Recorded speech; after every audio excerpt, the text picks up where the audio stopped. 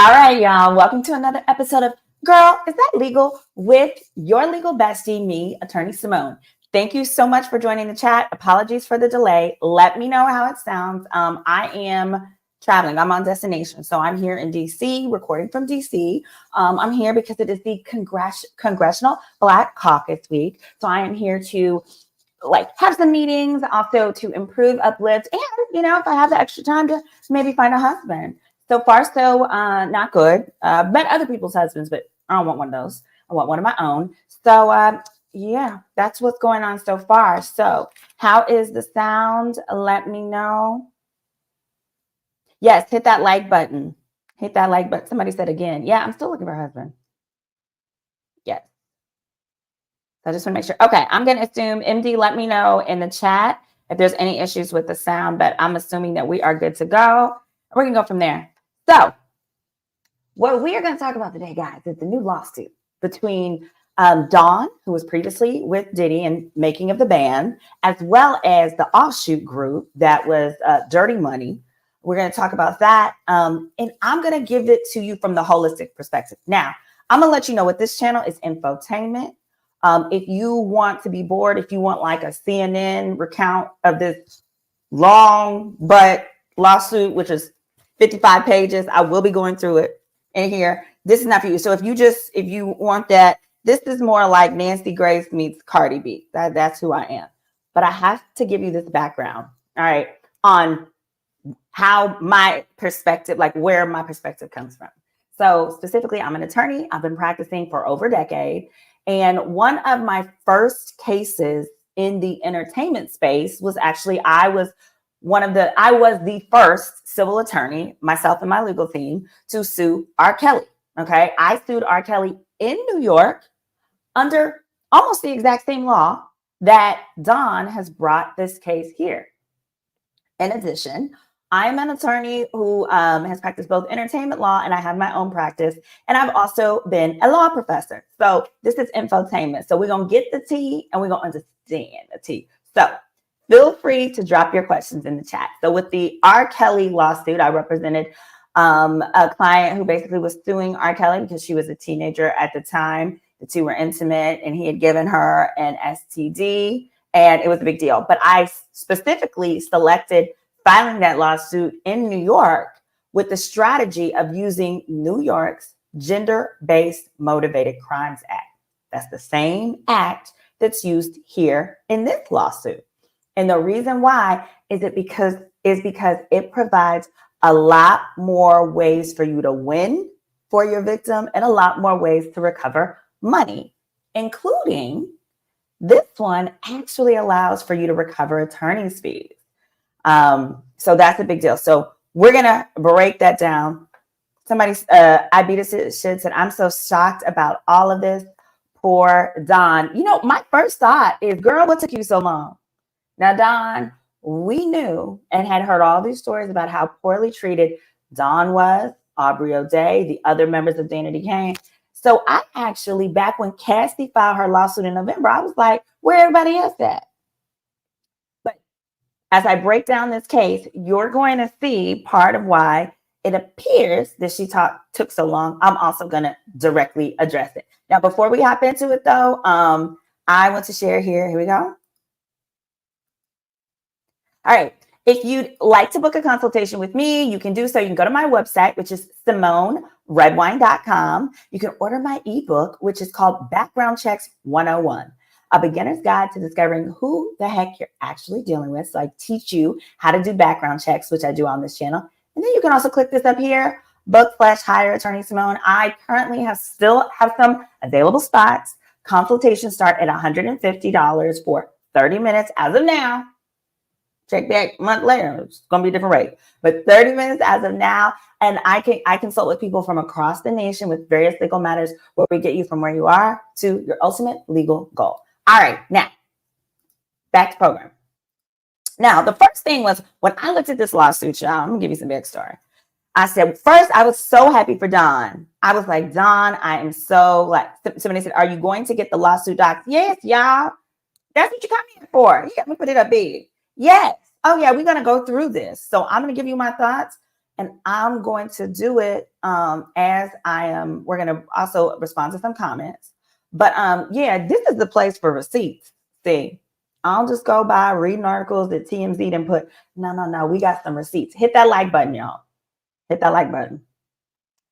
Also, okay, so let's starting off here. The first question that I had is because I reviewed the Little Rod case, I reviewed Cassie's case, and some people know me from going viral months ago when Cassie's case settled. And that was because I'll play the clip for you guys. It was because I was able to break down really concisely. I went viral, 100 million views, breaking down how exactly it was that Cassie was able to get paid basically in about, or to settle her case in about 24 hours versus how lawsuits are generally handled. Here, let me pull that. And I'm gonna play that clip for you guys really quickly, just so you have this as kind of backstory and context regarding how this works. It is this. Wait, where'd it go? There we go. Her attorneys were really brilliant. They didn't sue just Diddy. They sued his corporation. They sure did. And they sued his corporations and sued as her, in her capacity as an employee. When you do that, it triggers commercial liability insurance. Yeah. And it triggers another policy called directors and officers. Okay. And we know he's a director of these companies as the CEO. So now you got two policies. What happens then is it takes away Puffy's ability to settle. It's not his choice no more. So it's no longer personal accountability. It's his organization. It's his organization. And it's no different than like if you hit somebody with your car. Mm-hmm. Let's say you have State Farm. Mm-hmm. State Farm gets to decide to settle, not you. You could say, I didn't run the stop sign. That's not true. They're lying. If State Farm says, we don't care, we did our investigation, we're settling. That's it. That's what happened here. So because they added those claims, the corporate insurance carrier got to say, read over and say, her attorneys were really brilliant. They didn't sue just Diddy. Oh, you get it. Oh, yeah. Okay, there you go. So you get the gist of it there. So the gist of it there, it's okay. The gist of it there is the way Cassie was able to settle real quickly is the way her lawyer wrote the lawsuit. It triggered employment law insurance that covers employees who are mistreated via sexual harassment and other things. See, many people don't realize corporations maintain insurance so that if you sue them for wrongful termination, discrimination, sexual harassment, anything like that, they pay out of pocket. No, baby, they pay their deductible in the same way that you pay your deductible if someone hits you with their car. So as a result, that's how come it kicked in Cassie's situation. And even though Diddy was like, I didn't do it. What happens is behind the scenes, the claims adjuster was looking at all the facts. Okay, they assign a claims adjuster.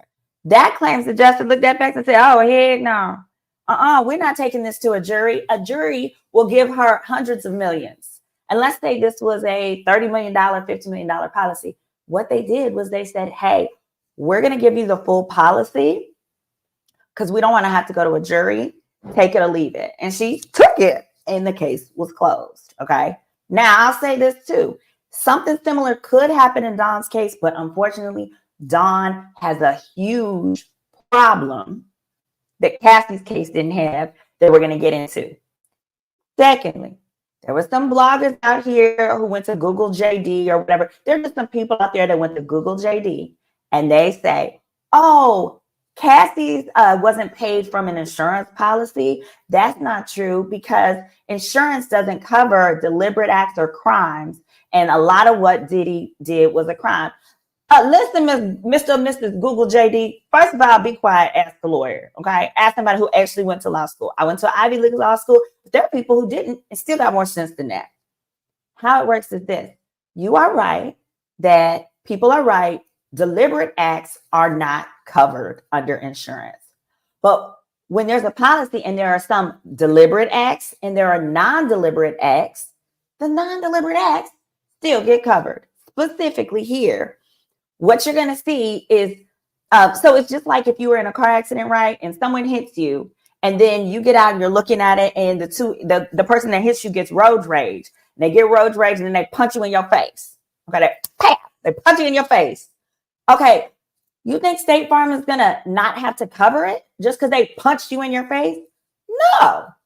State Farm has to cover the fact that they were initially negligent, and that's under the policy. The punch you in your face part is the part where they're going to say, well, we're not responsible for those punitive damages. That's just an example. All right, let's go on. Someone else has asked the important question. They said, I hope she didn't sign an NDA late last year. It doesn't matter. Even though this is a civil case, NDAs do not cover crimes. What she's describing here, you're going to see are crimes. So it doesn't matter even if she did. But that is often why a lot of people don't pursue their action. At the end of the day, NDAs do not preclude you from either pursuing crimes or breaches of contract or any other legal violations, civil or criminal. There we go. There we go. All right. So we're going to start with this. Now, the first thing I did, y'all, when I looked at this lawsuit, I said, I prayed to baby Jesus because he's my favorite. I was like, Jesus, Jerome Jackson, please.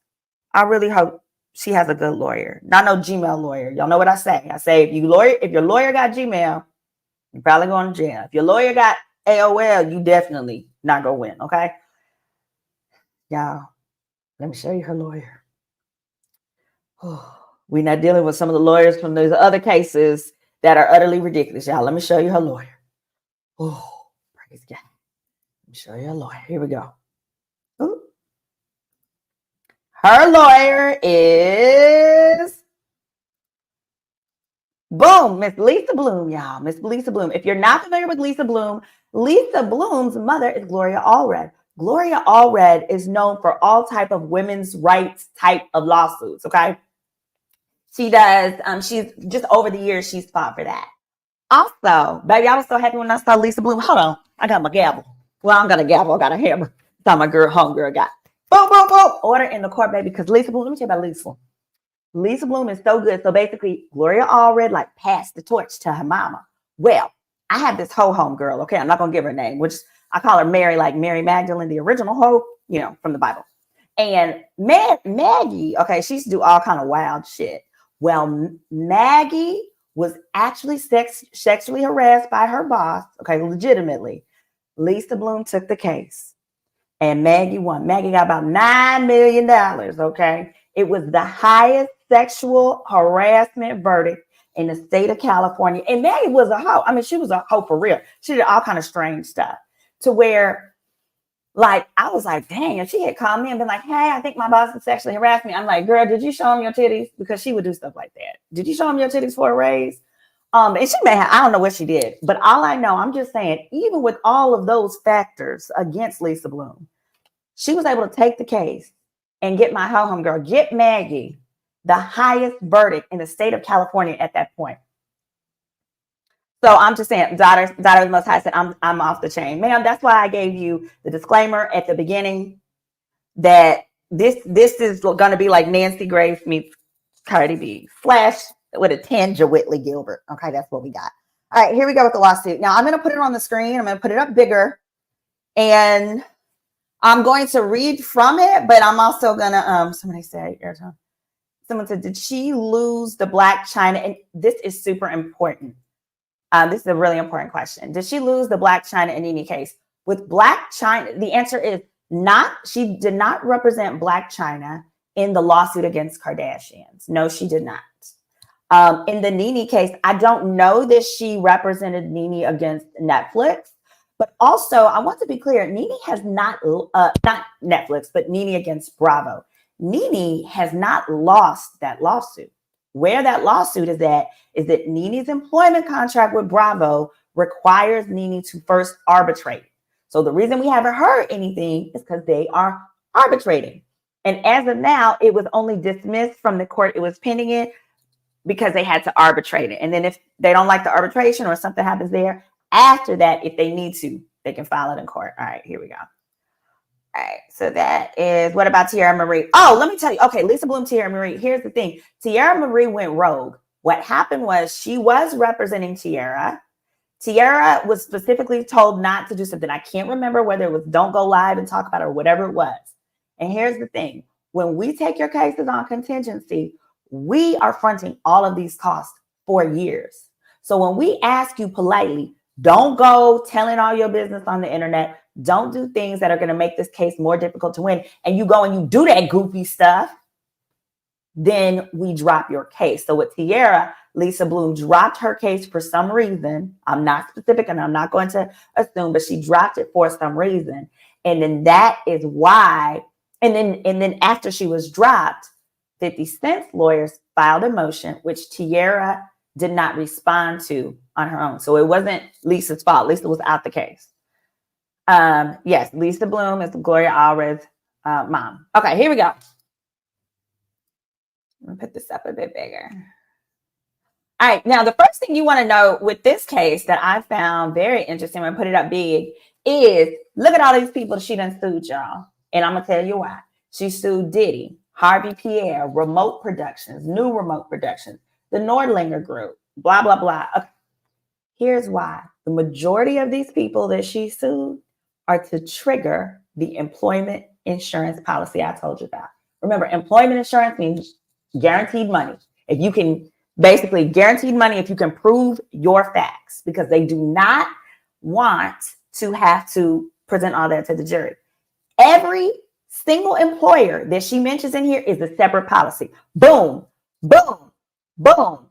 So every time you hear me, I'm about to read this. Every time you hear me cite what she calls an employer, I want you to say order in the court from wherever you watch. There, order in the court. He's asking money. Give me my money. You better give Dawn her money because this is ridiculous. All right, here's the preliminary statement. We don't care about that. It's vague. It says Dawn. Okay, Dawn, professionally known as Dawn Richard, is an American musician, songwriter, performer. She gained widespread recognition as a member of the girl group Danity Kane. As we go through this lawsuit, y'all, I'm reading verbatim, but I'm going to be breaking it down. I mean, they should have said that's how you do it. Run all the pockets. You're correct. Tierra Marie was one on a technicality. All right. She then states she was of the girl group Danity Kane, formed by Diddy. Later transitioned into a key member of the group Diddy's Dirty Money. Defendant Sean Combs, here we go. Defendant Sean Combs, this is the top paragraph. A once celebrated hip hop mogul, popularly known by his stage names Puff Daddy, Puff, P. Diddy, or Love, skyrocketed to fame in the 90s and became a powerful and enduring figure in the music and entertainment industry. In 1998, Mr. Combs explained the origins of his stage name in a USA Today interview. His nickname was Puff because he had a temper and was known to huff and puff when he was angry. So he's been a brat. Now, mind you, there's a lot of stuff you're going to mind. I'm going to keep going. Over the decades, following his rise to fame, Mr. Combs' star-studded, larger-than-life persona overshadowed his vicious temper and pervasive acts of violence directed towards those in his inner circle, specifically women. Remember, this act is the Gender Motivated Crimes Act. It lets you get up to treble damages, 3 times your damages and your lawyer's fees. So it says, number 4, Mr. Combs' namesake temper frequently manifested in physical violence. Mr. Combs regularly hurled objects in fits of rage, often throwing items such as mobile phones, laptops, food, and studio equipment across the room or at people. I wish you would throw some. Let me shut up. I wouldn't have did nothing back then. I was like 20. Let me shut up. All right. On numerous occasions, Miss Richard witnessed Mr. Combs brutally beat his girlfriend, Miss Cassandra Cassie Ventura. His persistent abuse included choking and strangling her, popping her. I'm talking like this for you too. Popping her with his hands and with objects, slapping her, punching her, throwing items at her, including a scalding hot pan. On many occasions, Miss Richard tried to intervene, offering Miss Ventura support and encouragement to leave Mr. Combs. Each time, Mr. Combs learned of her efforts to help Miss Ventura and became enraged, threatening Miss Richard's life with statements such as, "You want to today? I may go missing. I in people." Now let's mind you, people surrounding him and beef with him include the now late Tupac, Notorious B.I.G., the lovely Kim Porter, her alleged boyfriend, Shaka, and more. And there was the one woman who just got the stray at the nightclub and got the pow pow to the face, who identified him as the one who did it. Number 6, compounding his violent acts and threats, he frequently exploited Miss Richards' musical talent as a singer and writer while withholding her rightful earnings, stealing her copyrighted works, and subjecting her to years of inhumane working conditions, which included groping, assault, and false imprisonment, among other things. Y'all, these are the allegations that the insurance company for the employment law, that adjuster is going to be like, oh, hell no. But I'm going to show you why. It ain't going to be as easy as it was for Cassie. She got a little fight on her hands right now. All right, it says for nearly a decade, Mr. Combs manipulated Miss Richard with mantras that submission to his deprived demands was necessary for career advancement, instilling in her the belief that such abuse and exploitation were required for female artists to succeed in this music industry. It was not until Miss Ventura's bravery in coming forward that Miss Richard realized her own personal suffering was tied to the many years of abuse by Mr. Combs that had become normalized for her. As more women courageously come forward, plaintiff has been empowered by this collective strength and now adds her voice to the growing chorus of victims bravely sharing their harrowing stories. Together, they seek justice and stand in solidarity as the latest victims of the #MeToo movement in the music industry. Now, Lisa Bloom, most importantly, is the one who took down Harvey Weinstein. Took him down. Okay? So that's why Dawn, she's got a strong chance here. Here goes the problem. I'm gonna just go ahead and tell you. I'm not gonna drag you through forever. Here goes the challenge. Hit that like button. You see a number in paragraph 7 here. It says, it was not until Miss Ventura's bravery in coming forward that Miss Richard realized her own personal suffering to the many years of abuse by Mr. Combs had become normalized for her. That's the problem. The problem she's got is called the statute of limitations. The statute of limitations says you have to file this lawsuit by this date. If you don't, you are forever foreclosed from making these claims. The problem here, and there is something called the discovery rule. The discovery rule means if for some reason what you experienced was so hidden from you that you were unable to discover it previously and were only able to find out about it after the statute of limitations passed, then it affected, this is a summary, then you can still bring your case even though it's too late. Here's the problem, and I need to hear y'all's opinion in the chat. Her difficulty is going to be in proving that she didn't have the information to have filed this by the deadline. The deadline was last November. And that's because there was a new law where basically it reopened the deadline for old stuff. That's how come Cassie was able to file, even though it was so many years later. But when it reopened that deadline, the reopened deadline, it ended at the end of November 2023. So basically, what she's arguing here is that by hearing about Cassie's successful lawsuit, she then realized and was no longer fearful of Diddy and realized basically that it wasn't too late to bring her case. Diddy's team, on the other hand, and I believe this is why Don's case ain't already settled, is because the insurance company is like the insurance company, before they pay anything, they're going to fight to the tooth and file a statute of limitations motion. I'm trying to tell you, that's going to be the first motion on the table. It's going to be a statute of limitations type of motion to dismiss, claiming, sorry, Don, you waited too late. Specifically, they're going to say, you're just now filing because you saw that Cassie got money. That's the only reason you're filing now. It wasn't no late. It wasn't that you were scared. So throughout this, I'm going to keep reading the facts so you can hear the facts, but I want you to read this.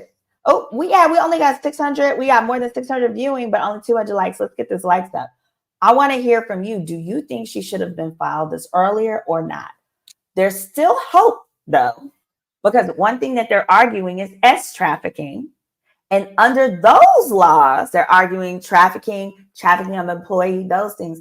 Under those laws, that statute limitation literally suspends. As long as you're abusing that person, statute limitations suspends, and later down the line, basically she could potentially still file. So here we go.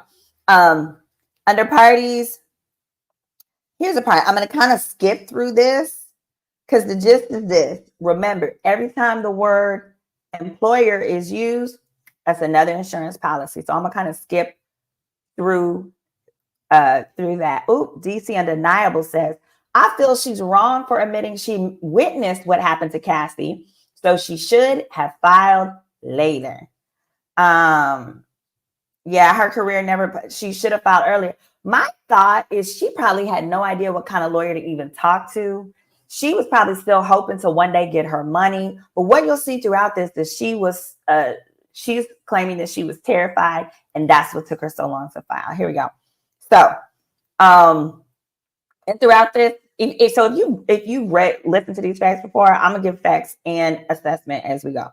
All right, number 9, it says Miss Dawn Angelique was employed by, these are all the places, Defendant Remote Productions, New Remote Productions, Bad Boy Records, Bad Boy Entertainment Holding, Bad Boy Production Holding, Bad Boy Books, Sean Combs Music Inc., Sean Combs Capital, I'm running out of fingers here, and Combs Enterprises. That's 11. That means there's 11 different insurance policies potentially she could hit, assuming that they own employment insurance policies. All of them probably don't, but there's going to be at least 5. And I'm saying if each of those is like a $30 million policy, then that's the most she could get. 30, boom, boom, boom from each potentially. All right. And then she sues Sean Combs. He's her as an employer, blah, blah, blah. She moves on down. So here we go. Next page. Let me pull this up. These are the different employers that she lists.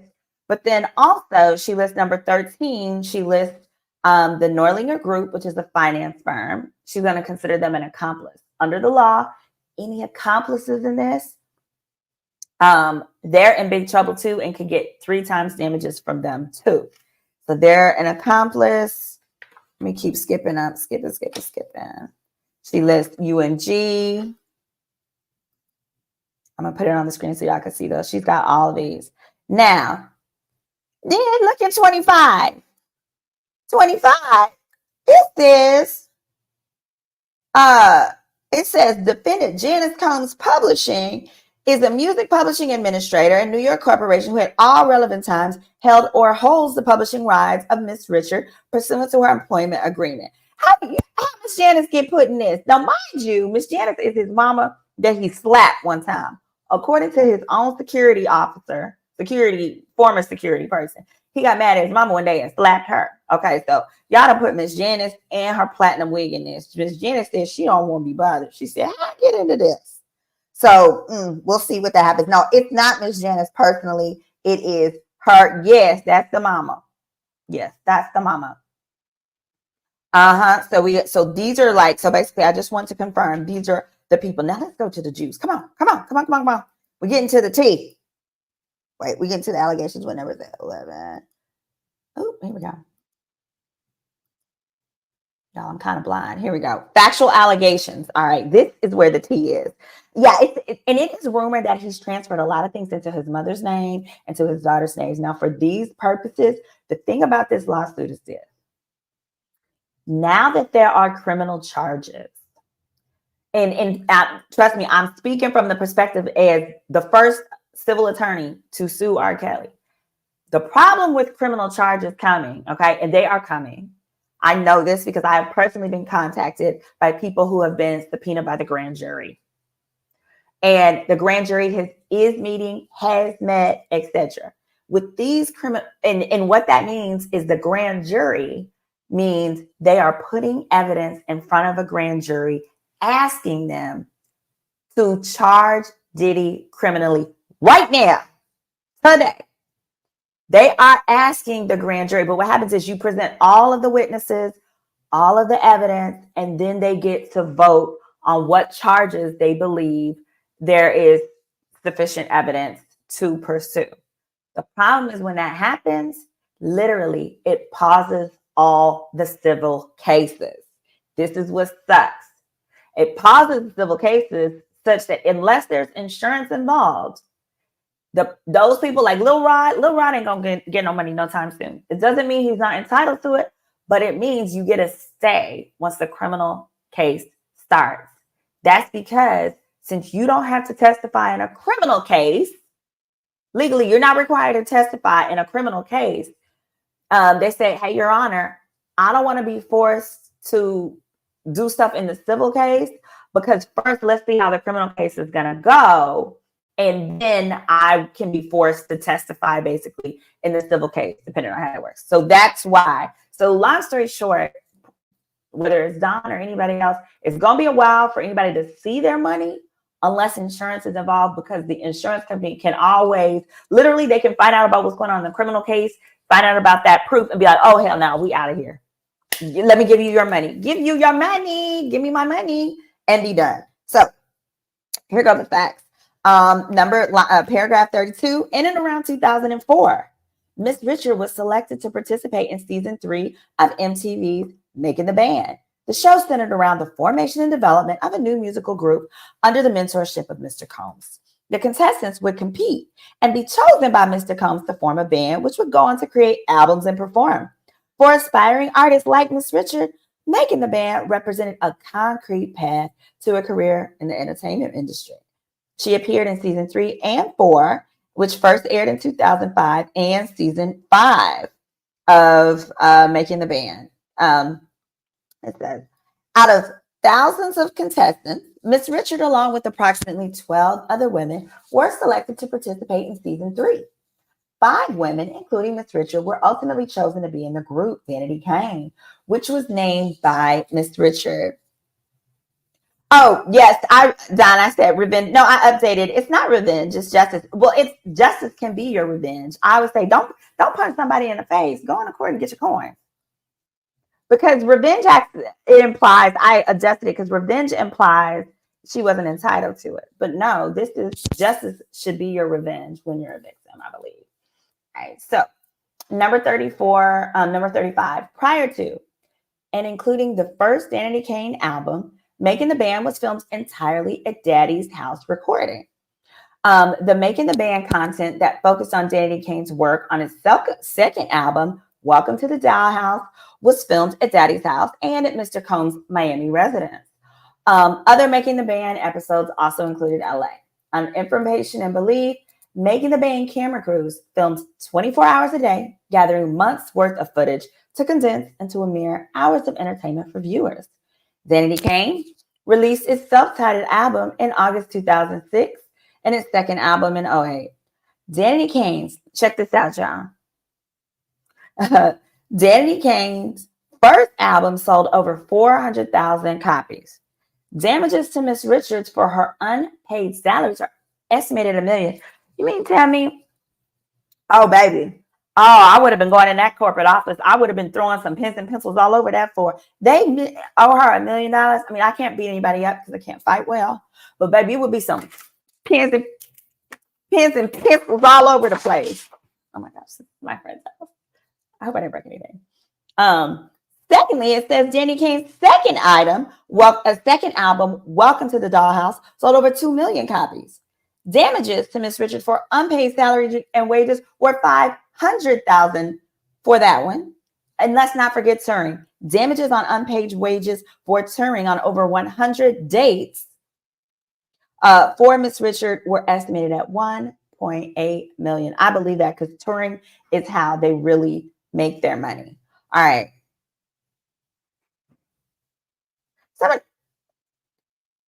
Somebody said Dawn pronounces her last name Richard. Well, that's a personal problem. Today you're Miss Richard.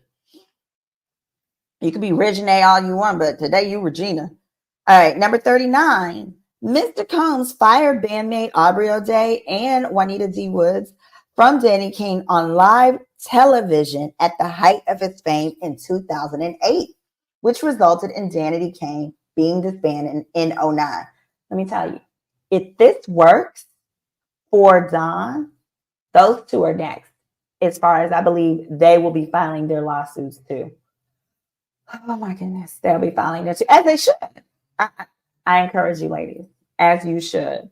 Next, Miss Richard first encountered Mr. Combs' aggressive, intimidating behavior and animus towards women. Yes, he hates women. Again, he don't even like his mama. He don't like his mama. He didn't like his baby mama.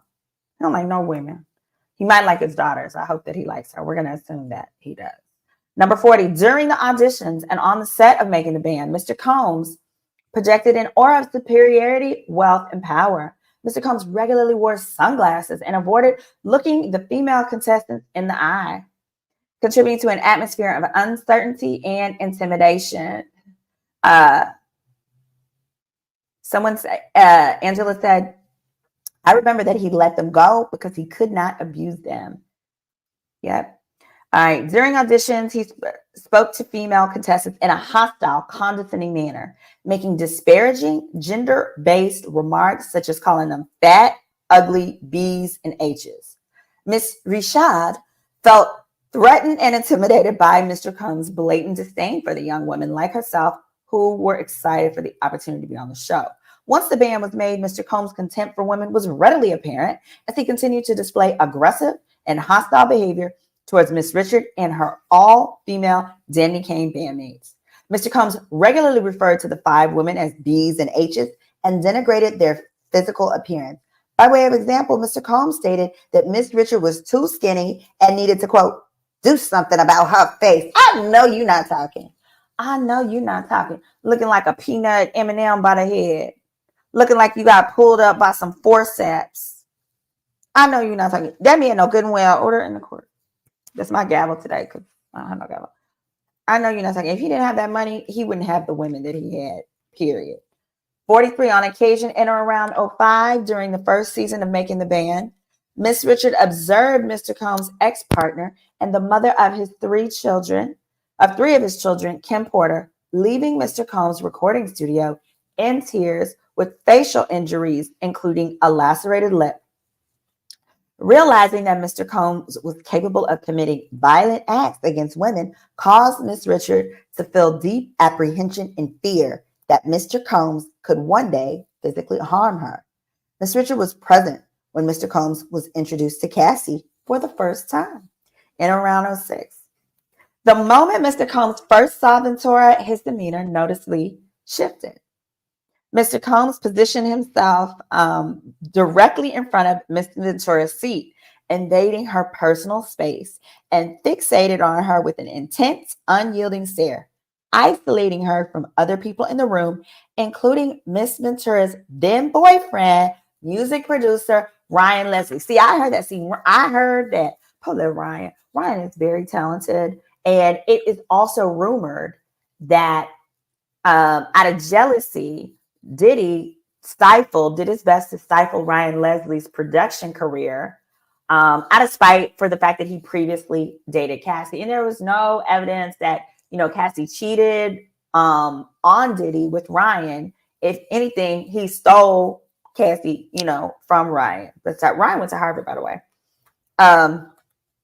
Next, it says, coincidentally, somebody said he told the Spanish girl on the show she was chunky. Oh, was she?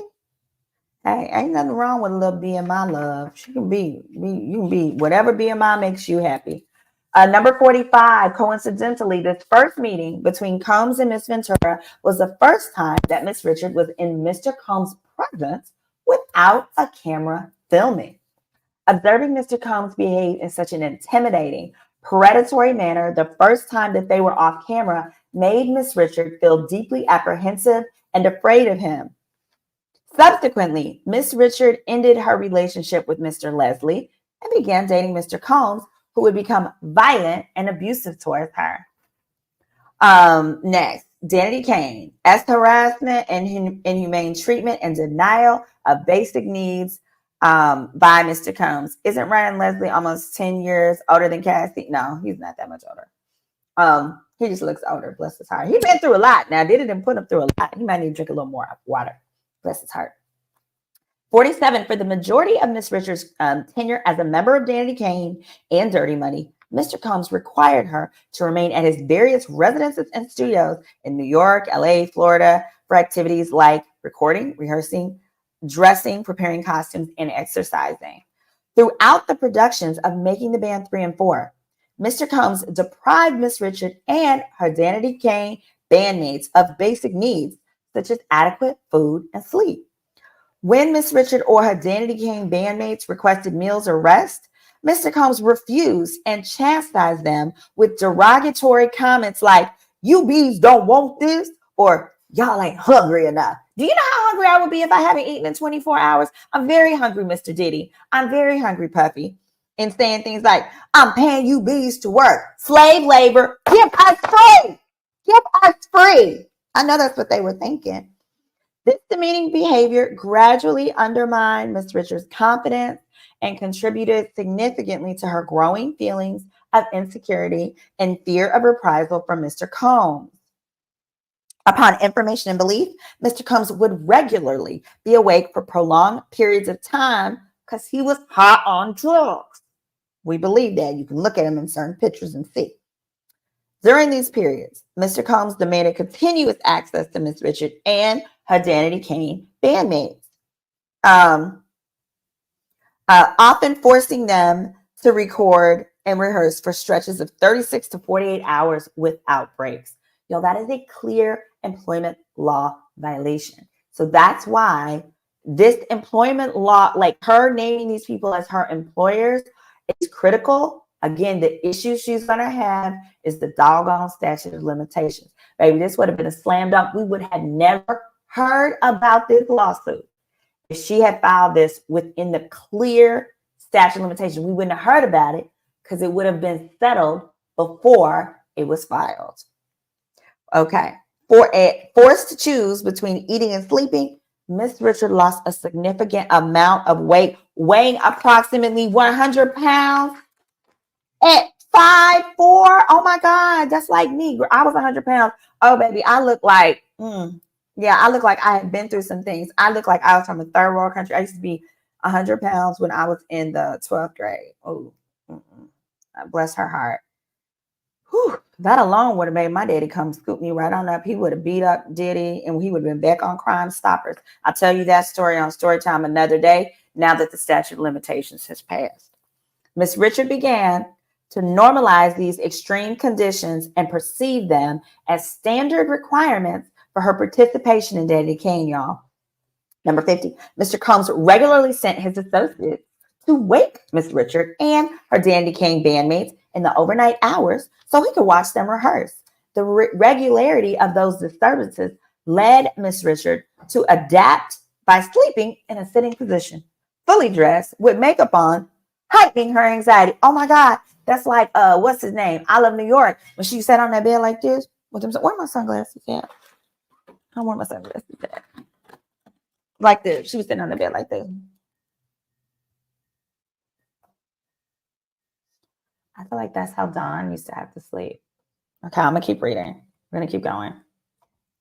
Where's that at? Okay, fully dressed, makeup on, heightening her anxiety. Over time, this abnormal sleeping arrangement came to feel routine, further normalizing Mr. Combs' invasive demands.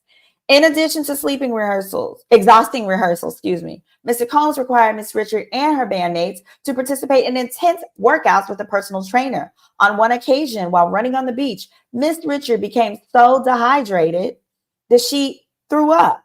Instead of offering medical assistance, MTV Network's camera crew filmed the incident, contributing to her acceptance of such treatment as part of her professional life.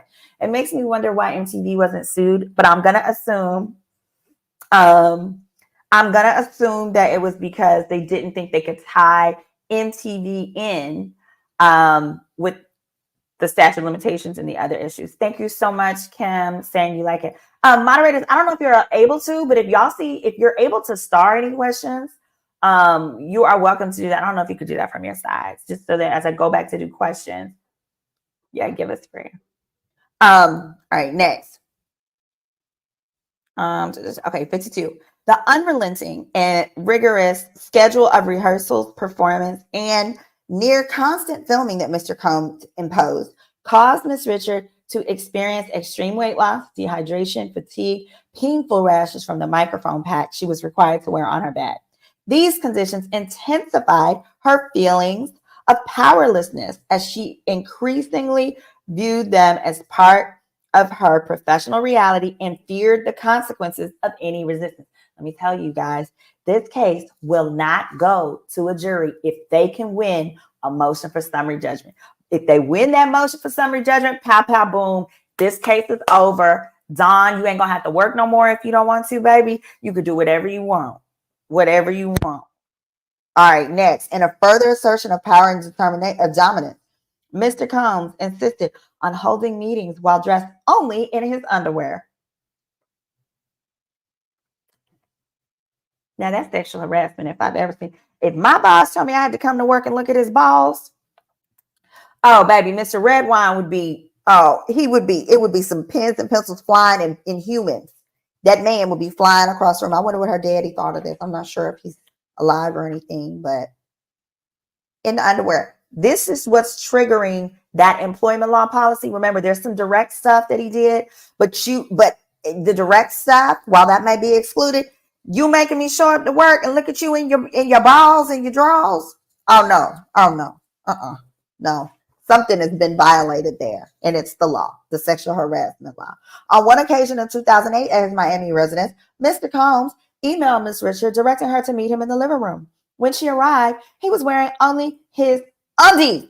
Miss Richard asked Mr. Combs to put some clothes on, but he refused, stating, "This is my effing house." Sound like a pimp. Mr. Combs then conducted a meeting lasting approximately an hour while dressed in his drawers, causing Miss Richard to feel violated and embarrassed and amplifying her feelings of powerlessness. Shoot. I mean, y'all, this is the definition of a hostile work environment. And it doesn't matter that this wasn't in Bad Boy's office. He told you to meet him at his house and then pulled out his balls, okay? Basically, he was in his drawers. That's just as good. Can't you just envision Diddy in some tighty whities? You know he wears like some designer tighty. Ugh, nobody wants to see that. No, nobody wants to see that. All right, let me take these glasses off. Oh, I look like her. Oh, she's so cute. Well, like I look like I could be her mama, whatever. Next. We're moving through this, y'all. It's a lot going on. Someone said this is crazy. Yeah, no, you guys, I'm sorry. I'm seeing now you guys can't start questions. That's only within these people endure. That's only within StreamYard that I'm doing this. Bentley is somewhere trying to stay alive. I know that's right. Because he probably followed Farnsworth's booty too. Because let me tell you, I used to date one of Diddy's sex workers, my gay boyfriend. He was so nice, but he was just a little gay sometimes. And I told that story before, but the gist of it is after the Cassie case came out, I realized that what he used to describe to me is he would get hired for modeling gigs to go to Diddy's mansion where all kind of butt stuff would be occurring. And he said he did it. He said he just went once and he's not going to go back. And I pieced it all together, timeline and otherwise. And I was like, oh my God. I used to think he was probably gay a little bit sometimes because he used to ask me if he could put things in my bottom. And I was like, absolutely not. That's sidebar. I apologize. Just go ahead, put sidebar in the comments just to help me get on backtrack. But I say that to say I firmly believe that these hostile work environment examples that she's given are authentic. Yes. So, all right. Enough of my gay boyfriend. 54. Following the official Danity Kane breakup in the early 2009s, in early 2009, that was effectuated by Mr. Combs, Ms. Richard experienced significant financial hardship with no prospective opportunities for employment within the entertainment field. Ms. Richard spent several months traveling from Baltimore to Daddy's house. Now, I've been to Daddy's house before, and one thing I could tell you about the environment there, I went there in my 20s, like right after I just found out I was cute. I was like 19 actually, for my 21st birthday. I went to New York and I went there. And to describe it, it's very dark. It's very intimate. It almost gives the feeling of someone's like sex dungeon. It was given sex dungeon. I mean, if there were like hand sanitizer back then, there wasn't. I would want to like put that all on my hands after I got up off the sofa. It was sex dungeon-esque. Sidebar. Okay. With no prospective opportunities for employment within the entertainment field, this is paragraph 54, Miss Richards spent several months traveling from Baltimore to Daddy's house recording studio in New York without pay or an allocated budget. Mr. Combs promised that Miss Richards' compositions would result in payment of license fees and royalties pursuant to her contract with Bad Boy Records. However, no such compensation was ever reported or paid to Miss Richards. Damages relative to these continuing copyright infringements will be proven at trial. I'm so happy. Now, copyright infringement, that's something that the statute of limitations has not lapsed on. That's because it's continuing. So if nothing else, she can be paid for the copyright infringement, but that's not going to be from an insurance policy. So that's going to have to be from whatever money Diddy has left. Importantly, just a day ago, we learned in the news about a default judgment. Basically, a guy was awarded default of like $100 million or some large amount because he sued Diddy and Diddy never responded. I'm going to go into that case. I'll go over that in a different day.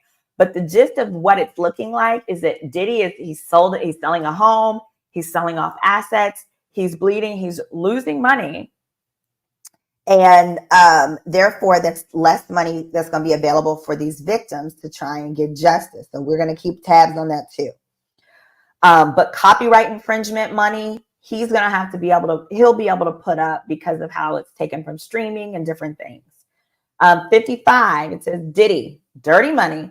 Miss Richard experiences Mr. Combs' gender-based physical criminal acts, SA, threats, and intimidation. By approximately the fall of 2009, many of Miss Richards' compositions had been recorded by other Bad Boy artists. Due to the success of her compositions, she was invited to meet with musical artist Kalina Harper. I believe that's Estelle. Okay, that's Estelle. And shortly thereafter, Mr. Combs, Miss Richards, and Miss Harper, Estelle, formed a new group, Dirty Money. Now, this was interesting to me. It was interesting to me that despite all that she had previously experienced, she chose to join a new group with him. But I think that's going to play a certain way with the jury. A jury is going to be like, I don't know. However, he put her in such dire financial straits that I probably would sign up to do anything I could with my clothes on to get paid if I was in that kind of situation, baby. And it was 2009 when the economy was crashing. Oh, honey, I had just finished law school around that point. When I got my job offer and they told me they were going to pay me $140,000 straight out of law school in 2009, I said, with my clothes on? They said, yes. Well, I didn't ask it out loud because I thought they would retract the offer if I did. But that's what I was thinking. Showed up with my clothes on and lo and behold, they paid me. So I say that to say it was really tough back then. 56. Initial recording for Diddy's Dirty Money album, Last Train to Paris, took place in Mr. Combs' home in LA. On the first day of recording, Miss Richard and Miss Harper arrived at his home, waited in the kitchen where Mr. Combs' girlfriend, Miss Ventura, was frying eggs for him. Miss Richard observed Mr. Combs come down the stairs looking high on drugs. Hold on. Oh, I need y'all to look at every word. 57. Miss Richard observed Mr. Combs come down the stairs looking high on drugs, enter the kitchen, approach Miss Ventura, and scream, I've been asking you for my inch. I can't stand you, B. You don't never do it right. Oh, wait, that's how my dad sounds. Mr. Combs, but my dad doesn't talk like that to me or my mom or anything. Mr. Combs pushed Miss Ventura against the wall, choked her, then picked up the scalding hot pan of eggs and threw it at her, causing her to fall to the ground in a fetal position. Cursing and screaming, Mr. Combs dragged Miss Ventura up the stairs. Frozen in shock and terror, Miss Richards heard glass shattering, crashing, and banging noises as Mr. Combs dragged Miss Ventura up the stairs. Miss Richard wanted to intervene and help Miss Ventura, but Miss Harper, Estelle, adamantly refused to interfere in Mr. Combs' relationship and physically led Miss Richard out of the residence. Terrified and shaken, Miss Richard returned to her hotel where she was unable to sleep due to worrying about Miss Ventura and her own safety. The following day, Miss Richard received a call demanding that she return to Mr. Combs' residence to continue recording. Mr. Combs brought Miss Richard and Miss Harper into the recording room at his studio, locked the door, dimmed the lights, and gave each of them flowers. Mr. Combs went on at length, stating, "This is normal. This is just a lover's argument where no one was hurt. This is what love is. I'm giving you an opportunity. If you want to make it, you'll shut your mouth. If you say anything, there will be consequences." Mr. Combs further warned that people end up missing, i.e. Kim Porter, Tupac, Notorious Big, and others, being threatened while locked for over 20 minutes in a small enclosed space with Mr. Combs after observing Mr. Combs violently assault Miss Ventura the day before. Miss Richard was terrified and genuinely believed that Mr. Combs would follow through on his threats. In or around November 2009, after the Soul Train Awards in Atlanta, Georgia, Mr. Combs flew Miss Richard and Miss Harper Estelle to his house in New York on his private jet for an after party. There were many well-known celebrities at the after party, and copious amounts of illegal drugs were being openly consumed. Upon information and belief, Mr. Combs had arranged for dozens of young women and girls. Young women and girls, some of whom appeared to be underage, to be transported to the party. The women arrived wearing little to no clothing and were given drugs and alcohol. Many of them appeared lethargic or passed out while Mr. Combs and his guests performed acts on them. They did nasty things on these girls. Okay. Miss Richard believed that her presence at the party was a test to see whether Mr. Combs could trust her. Just like how my gay boyfriend, who used to be Diddy's sex workers, tested me that one time to see if he could put something in my bottom. And I said, absolutely not. Get out of here. This is exit only. And I don't go like that. And I'm going to break up with you if you ever try that again to put something in my bottom. Number 61, next page. Mr. Combs repeatedly said things like, "This is a buffet. Enjoy yourself. This is what we do. This is how we party." Miss Richard felt shocked and horrified at the sight of Mr. Combs and his guests violating incapacitated young women and implored Mr. Combs' personal assistant, Capricorn Clark, to allow her to leave. Y'all, does anybody, let me tell you some note. Does anybody follow Capricorn Clark or know of her? I'm just curious if you follow her, like what her content is like, anything like that. All right, let's keep going. Miss Clark insisted that Miss Richard wait 15 minutes for Miss Clark to make it sense. That is, to make Miss Richard's exit less conspicuous so Mr. Combs would not notice that she had left. Knowing that she was not free to leave and had to wait for Miss Clark to help orchestrate her departure, Miss Richard experienced feelings of panic and being trapped against her will. Mr. Combs regularly placed Miss Richard in similar situations with no means to escape. At Mr. Combs' drug-filled parties, his guests, including Miss Richards, were required to surrender their phones upon entry.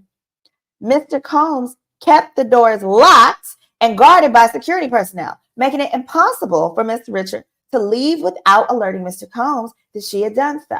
Mr. Combs hired police officers to attend these parties, y'all, sending a clear message to guests that his influence extended to law enforcement officers and creating a climate of fear and tacit warning that reporting him to authorities would be both unacceptable and futile. On many occasions, Mr. Combs had parties at his Miami, Florida residence that lasted for several days. Crackhead behavior. That's how you know there were drugs involved, several days. At one of the parties, Miss Richard witnessed Mr. Combs openly stating that he had arranged for busloads of young, quote, exotic girls, such as mixed Black and Asian, Indonesian, and albino. Now, that's a different one. Okay, well, we're all beautiful in real life and in God's eyes. Okay. I literally, when I first read it, instead of albino, I thought he said Albanian. I thought he was going to say Albanian. I don't know, from like the country Albania, like Rita Ora. Anyway, once again, Miss Richard observed inebriated girls being sexually violated by Mr. Combs and his guests. In a state of panic and terror, Miss Richard fled to the bedroom. Mr. Combs had Miss Richard fled to the bedroom that Mr. Combs had insisted she stay in and barricaded the door and shut it with furniture. Now, my thought was, girl, why don't you call 911?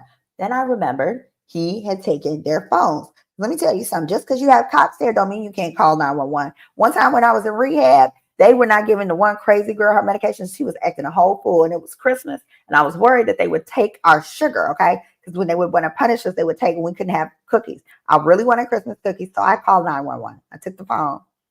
I called 911. That will be another story for story time. Don't worry, I wasn't on real drugs. It was just Adderall. Just not really good at Adderall, so call 911 on those people. And let me tell you, when 911 shows up to a menstrual institution, boy, that's a lot of paperwork they had to fill out. They were really upset with me. I tell you what, they almost put me out of that little shindig. Thank you for Obamacare. Sidebar. Number 64. Mr. Combs openly assaulted Miss Ventura in front of Miss Richard and other witnesses on multiple occasions. On one occasion, in or around the fall of 2009, Diddy, Dirty Money, was in New York preparing to perform at a festival. Inside their vehicle, Mr. Combs grabbed Miss Ventura's neck, pulled her out of the van onto the grass, and pinned her down, choking her while yelling, "You gonna get effed up today." The incident took place in the backstage area just outside the festival and was entirely visible to passersby. In another instance, in or around nearly 2010, Mr. Combs punched Miss Ventura in the face. Oh God, they're not gonna let me monetize this video. Y'all, hit the tip jar. Hit the it's Miss Red Wine. Please hit that tip jar because I'm not gonna get no money from this. And these eggs ain't gonna freeze themselves, as I say all the time. All right, it said Mr. Combs pawed Miss Ventura in the face in the bathroom of a party in LA. Frequently, when Miss Ventura attempted to voice an opinion or stand up to Mr. Combs, he would pow her or wrap his hands around her throat and hurt her. On the first of several occasions that they observed Mr. Combs assault her, Miss Richard and Miss Harper spoke with Miss Ventura to support and encourage her in escaping her relationship with Mr. Combs. Every time that Miss Richard and Miss Harper, Estelle, tried to intervene, Mr. Combs learned of the conversation and became irate. Mr. Combs screamed at the women, "Y'all bees don't get in my relationship. Don't tell my bee what she need to be doing. Just make money and shut the F up. I end artists. I shelve careers. You could be missing. You bees want to die today?" Among other threats. All right, so interesting. It appears this is how Dirty Money ended. It ended because these women were speaking up to him when they saw him abusing Cassie, and he did not like that. It's also interesting to see here that this was an occasion when Estelle was seeking to help Cassie. So let's not all jump on Estelle. It sounds that there were times she was trying to help. I don't know. You can jump on her if you want. I don't know the girl. That ain't my business. 67. In or around 09 or 10, Bad Boy entered an agreement with Interscope. Bad Boy was paid $50 million in exchange for Bad Boy's future releases being distributed through Interscope. In doing so, Mr. Combs intended to capitalize on Interscope's significant resources and enhance the promotion and sales. Basically, this is how they're wrapping up Interscope into the suit. In the weeks and months leading up to the Bad Boy deal, Mr. Combs had frequent meetings with producer and then CEO of Interscope, Jimmy Iovine. Keep listening. On one such occasion, Combs hosted a dinner at a West Hollywood, California restaurant, which Miss Richard and Miss Harper were required to attend, i.e., employment situation, hostile work environment, employment situation. Among the guests at the dinner were celebrities like Neo and Usher, as well as Mr. Iveen. Oh, Neo. I have a Neo story, but I'm not going to tell it. I told enough stories for today. At the dinner, Mr. Combs and Miss Ventura had an argument. In front of the dinner guests, Mr. Combs hissed at Miss Ventura in a screaming whisper and forcefully pounded her in the stomach, causing her to double over in visible pain. Crying. Miss Clark escorted Miss Ventura out of the restaurant, and Mr. Combs remained and continued socializing with his dinner guests, including Jimmy Iovine. At this point, Interscope Records clearly had actual knowledge that Mr. Combs was dangerous around females and that Combs was willing to brazenly batter a woman in public. So, if you remember one of the prior lawsuits, this was the teenage girl, I believe, who was flown from Detroit to New York. She was claiming in that suit that there was another person that they were not going to name, basically, unless the case progressed. A lot of people had guessed and thought that it was Jimmy Iovine was that celebrities. This makes me think that maybe it was, because clearly Jimmy done seen some things. Ooh, shame on him, shame on him. Here we go. Even after Mr. Iovine watched Mr. Combs commit a violent assault in front of numerous high-profile witnesses, the bad boy Interscope deal took place and remained in effect, providing Mr. Combs with immense financial rewards and enabling him to commit further acts of violence without fear of repercussions.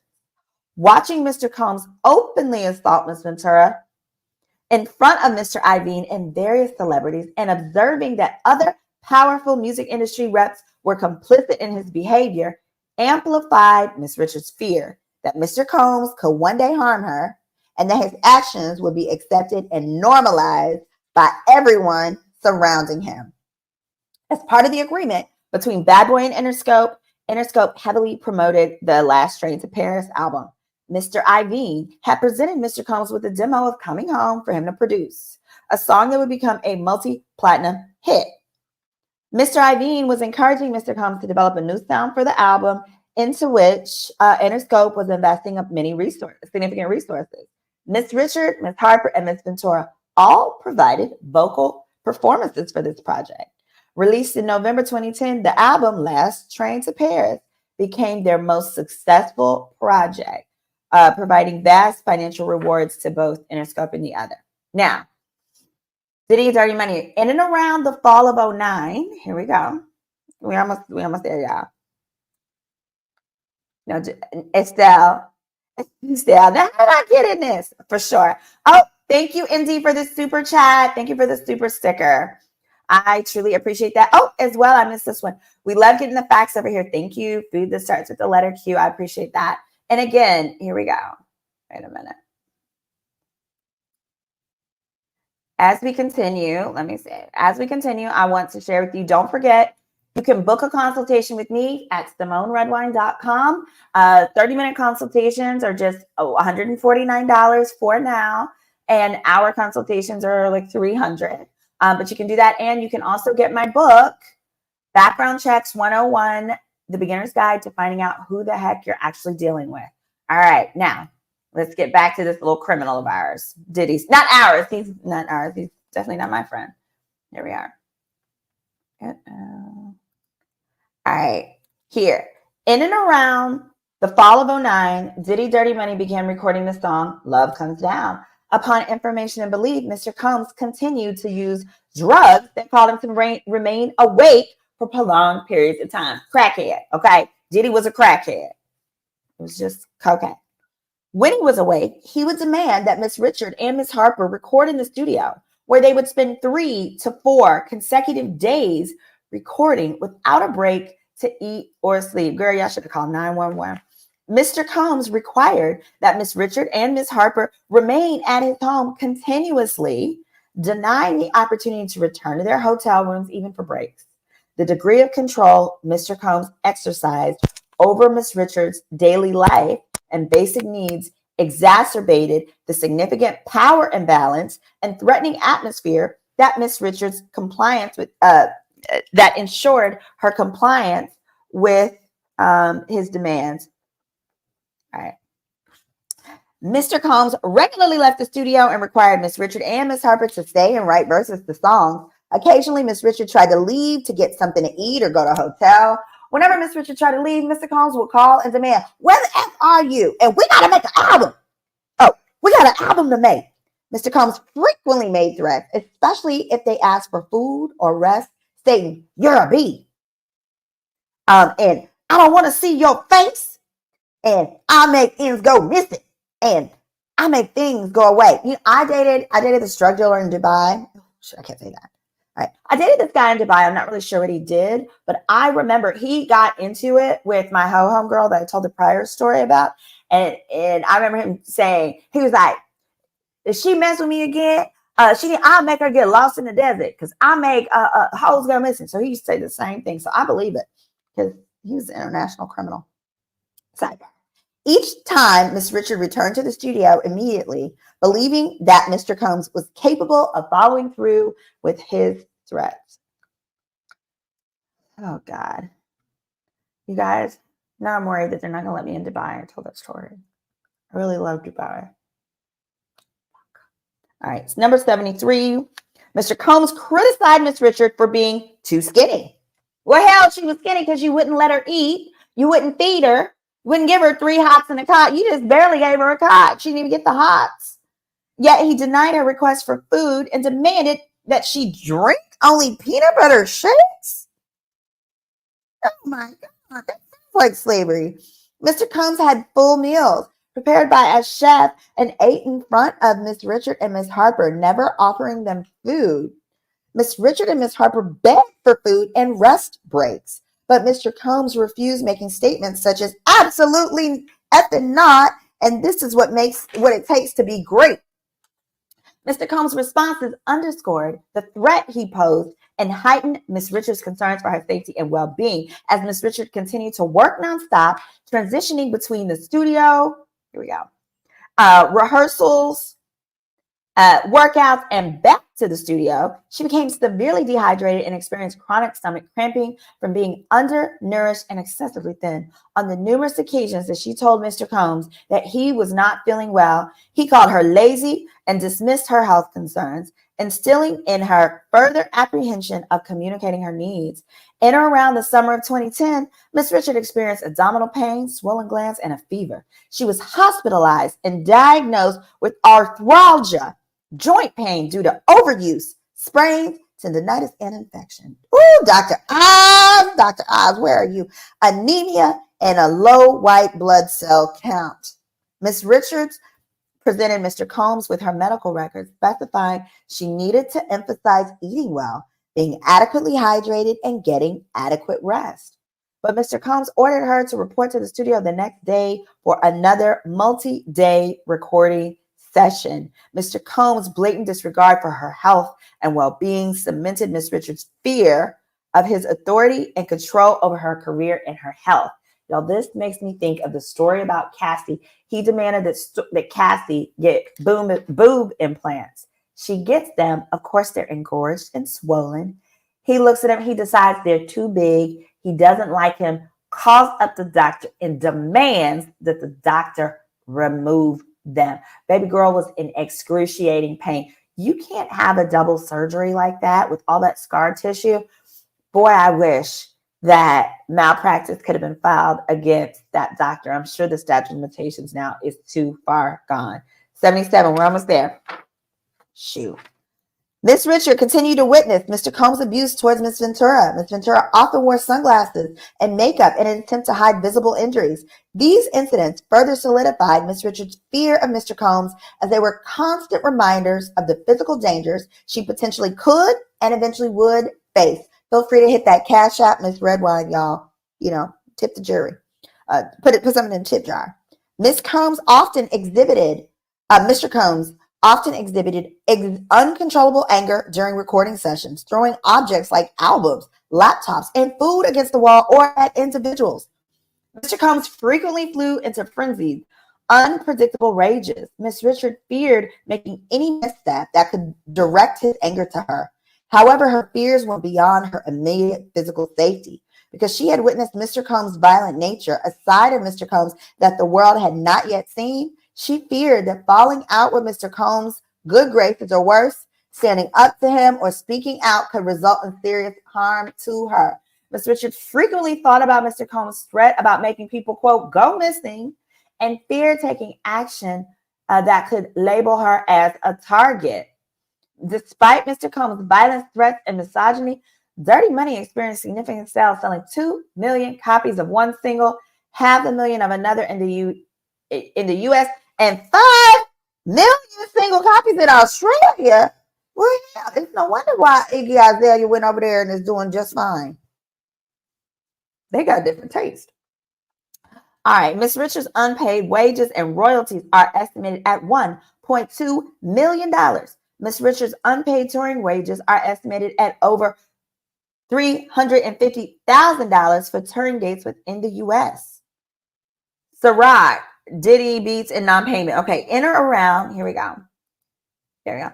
In or around the summer of 2009, Miss Richard and Miss Harper were required by Mr. Combs to perform as part of Dirty Money and attend numerous promotional events, including late or overnight parties, all of which were under contract between Mr. Combs and Ciroc or between Mr. Combs and Diddy Beats. Miss Richard was never compensated for the extra time she spent fulfilling his promotional contracts, including Ciroc and Diddy Beats. Mr. Combs was paid approximately $250,000 per Ciroc appearance. Y'all, this is why companies like Ciroc have all distanced themselves from him and said, you got to step down and go the hell away. They knew more stuff was coming down the pipe. And again, they did not want to trigger directors and officers liability insurance. If she was an employee, any of that could potentially be in play. I won't get into that, but all of these things are why companies were like, get away from us. Gone away from here with that, Apollo, gone away. Mr. Combs did not compensate Miss Richard or Miss Harper for these appearances, other than just $5,000 each on a handful of occasions. Really, $5,000? Literally, that's bottle service, like an hour of bottle service for Diddy at a club. Mr. Combs' ongoing explanation for withholding compensation was that their appearances were a requirement for their tour. Additionally, Miss Richard was required to appear and to promote Diddy Beats through parties, albums, songs, and videos. Over time, Mr. Combs was paid $6.25 million for 25 Ciroc shows that Miss Richards was required to attend. Numerous videos depict her performing at Ciroc events. Blah, blah, okay. Following each show, Miss Richard and Miss Harper approached Mr. Combs to inquire about their insufficient and sporadic payments. They said, give me my money. Mr. Combs routinely responded with statements such as, you bees aren't grateful and you don't want this. Miss Richard estimates losses from the Ciroc campaign promotions totaling at least $1.562 million. Upon info and belief, Mr. Combs received an advance on Diddy Beats for which Miss Richards received no compensation. Hold on. There is something else significant that I want to make sure that I did not skip. 1 second. Let's see if we may have already gotten to that. Let's see. It was a footnote about how much they were paid per episode. Okay, maybe not. This per episode. All right, well, it's another section. That's fine. That's fine. Because this was crazy. Now it says here, Mr. Combs sexually harasses and assaults her. Between approximately 2009 and 2011, throughout Diddy Dirty Money's recording process, rehearsals, and performances, he repeatedly ordered Miss Richard to strip down to her panties. He frequently referred to her as a B or an H and made demeaning remarks about her body, alternatively calling her fat. How's she gonna be fat? Sir, how's she gonna be fat at 100 pounds and you won't let her eat? Calling her fat, ugly, and skinny. How am I gonna be fat and skinny? Rude, particularly in front of his friends, producers, and bodyguards. Y'all, this is literally the definition of a hostile work environment. So whatever you want to say about the other claims, hostile work environment. Mr. Combs frequently held meetings with Miss Richard wearing only his drawers, despite her protests and repeated requests for him to put on clothes. In response, Mr. Combs called her a B and an H and reminded her that she should be grateful for the opportunity to be there. Often, while they were recording in the studio, Mr. Combs would hold parties where he would invite young men and women who were often scantily dressed and appeared underage to use drugs and engage in S acts. Miss Richard observed Mr. Combs and his colleagues kissing, groping, and inappropriately touching the young women. Upon information and belief, the participants often left the immediate area to have sex and returned shortly thereafter. Remember, my ex-boyfriend, who is a gay sex worker, used to go to these little parties. On numerous occasions, no, and just to be clear, this was the ex from like over a decade ago, so don't try no funny business. This is not anybody recent. On numerous occasions, between approximately 09 and 11, under the guise of preparing for performances, Mr. Combs would intrude into Miss Richard's changing room at Daddy's house unannounced while Miss Richard was undressed. Again, think about how gross it is that he named his recording city this Daddy's hat. Makes me think of that like old guy on social media with like the finger waves. It's always like, hey girl, gross. He wants to give you like a part of his social security check. Sir, you know that social security check is $1,600. Please keep it in your pocket so you can buy some teeth. Number 87. Even though a female stylist was present and assisting Miss Richard with her wardrobe, Mr. Combs would grope Miss Richard's body, including her bare buttocks and her chest area near her breasts. With no legitimate purpose and without Miss Richard's consent, Mr. Combs caressed her bottom to show the stylist where he wanted her high-waist panties positioned and attempted to touch her boobs, claiming to show the stylist where he wanted her bra straps to go. When Mr. Combs would enter the changing room, Miss Richard would cover her chest with her hands to prevent Mr. Combs from seeing or touching her boobs. When Mr. Combs would touch her body, Miss Richard would attempt to swat his hands away and state, "Don't touch me." Mr. Combs frequently smacked her bare bottom. Ooh, bare bottom. Oh, goodness. And often commented on her body, noting that although she was, quote, too skinny, she had an ass. Ignoring her visible and communicated discomfort, Mr. Combs persisted and continued to intrude when Miss Richard was in the dressing room, continued to touch her buttocks and breast area under the guise of showing the stylist what to do, and continued to smack her bottom without her consent. In or around October 2010, Diddy Dirty Money performed in Glasgow, Scotland, where Mr. Combs engaged in overt sexual advances towards Miss Richards. On numerous occasions, when Miss Richard exited the dressing room fully styled, Mr. Combs looked at her approvingly and smacked her on the bottom while making comments such as, "You looking good? Okay, Dawn, okay." And "I see what it is," in a flirtatious tone. Each time, Miss Richard moved away and asked him not to touch her. But Mr. Combs disregarded her protest.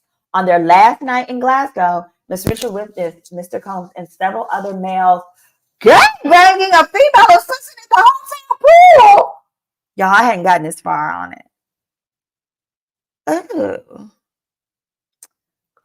Ran a train. We're going to say that. They ran a train. Okay? That's what we call it in the hood. They ran a train on a female assistant at the hotel pool. Miss Richard immediately left and went to her room. God, I hope it was consensual. Bless her heart. On their flight back to the United States the next day, Miss Richard asked Mr. Combs where his assistant was. Mr. Combs replied, "I don't give a F where that B is." Miss Richard later learned that Mr. Combs had taken his assistant's passport with him to the U.S., leaving her stranded in the UK. Oh, my word. Wow. That literally is like my worst fear, is losing my passport while away. In Glasgow, Miss Harper confided in Miss Richard that her husband and manager, Tony Vick, was abusive. Wait, let me read that. In Glasgow, I want to make sure, are you guys here? Oh, I need to see this. In Glasgow, Miss Harper confided, okay, now it makes sense, in Miss Richard that her husband and manager, it was the same person, Tony Vick, was abusive to her. After an especially severe assault, She confided in Miss Richard that she wanted to leave Mr. Vick, and Miss Richard helped her plan her exit from the relationship. However, Miss Harper and Mr. Vick reconciled, and both Mr. Combs and Mr. Vick, who had a close relationship, learned of Miss Richard's role in helping Miss Harper. Both Mr. Combs and Mr. Vick became noticeably distrustful of Miss Richard, which exacerbated her fears of harm and reprisal. Oh, wow. You guys, this makes sense. Why Estelle, the first time they saw him drag Cassie, throw eggs in her face, hit on her, and drag her up the stairs, she was like, no, we need to mind our business. Girl, that is your business.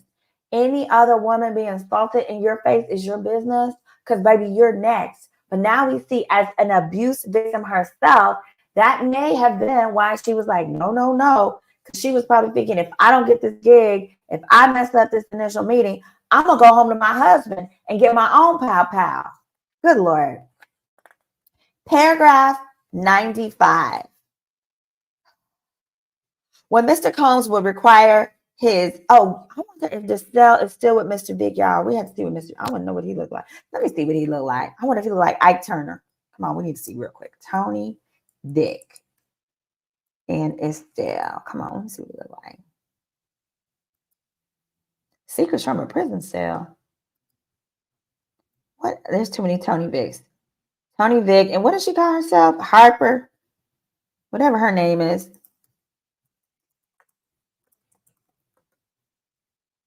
Kalina Harper. Tony Vick, loving husband, didn't get to say much this season. Oh, wait. They were on Love and Hip Hop, y'all. Love and Hip Hop Atlanta. Oh, let me see if I can get a picture of them. Tony Vick and Kalina Harper. Okay, we need to see that. Maybe she's not Estelle. Maybe I made that up. I'm so sorry if that's not the same person. It is not. It is absolutely not. Hold on, let me see.